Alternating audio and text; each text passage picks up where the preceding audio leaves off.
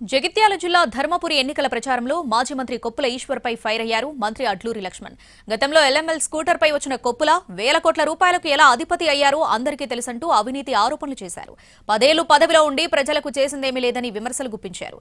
అలాగే BJP BRS పాలనలో దేశం రాష్ట్రంలో అభివృద్ధి శూన్యమని మండిపడ్డారు.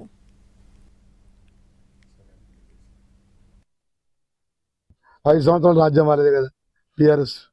ఇప్పుడు నడిచే 12 సంవత్సరాల నుంచి బీజేపీ రాజ్యం. మరి బీజేపీ వాళ్ళు టీఆర్ఎస్ వాళ్ళు ఈ ప్రాంతమైన మౌలిక సదుపాయాలు రోడ్డు కానీ డ్రైనేజ్ సిస్టమ్ కానీ ఇతర సమస్యలు ఏమైనా పరిష్కారం చేసినా ఏమి చేయాలి. ఏమన్నా దేవుడు చెప్పి ఓట్లాడతారు. ఒకరేమో 10 సంవత్సరాలు మేమే రాజ్యం వెళ్ళినాం, మాకు ఎవరు ఎదురు లేరు మాట్లాడింది. ఇప్పుడు వస్తే ఈ ధర్మపురి నియోజకవర్గం అడ్డం పెట్టుకుని పాత ఎల్ఎంఎల్ స్కూటర్ మీద వచ్చిన 1000 కోట్లకు అధిపతి.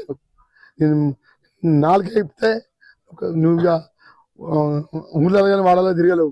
కానీ రాజకీయ పరంగా ప్రజలతో ఎన్నుకోబడ్డప్పుడు ఈ విఘ్నత కట్ట ప్రజలకు మంచి చేసి ఓట్లాడాలి, వ్యక్తిగతంగా విమర్శించి ఓట్లాడు కాదు. ప్రజలకు ఏం చేసినామో చెప్పి ఓట్లాడాలి. వ్యక్తిగతంగా మాట్లాడితే